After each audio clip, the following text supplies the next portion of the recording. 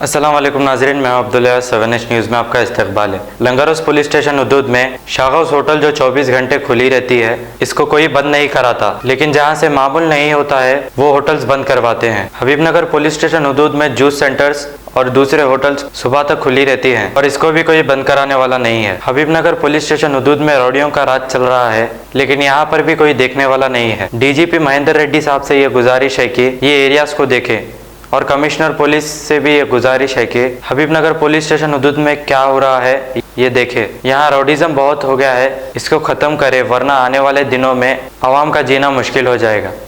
अब A1 township Chevella और मोइनाबाद के दरमियान मेन रोड से 1.3 किलोमीटर आबादी से लगा हुआ तमाम डेवलपमेंट के साथ जहां आप अपना घर बना के रह सकते हैं, जो है बिल्कुल बिल्कुल बिल्कुल आबादी से लगा हुआ। 4 लाख में 100 गज का plot, drainage, electricity, footpath, BT road, college, bus stop जैसी तमाम सहूलियतें दस्तयाब हैं।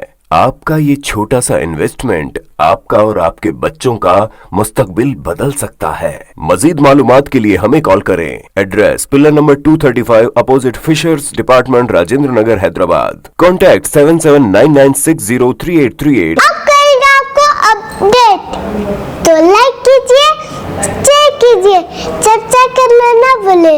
चैनल न्यूज़ आपकी आवाज़।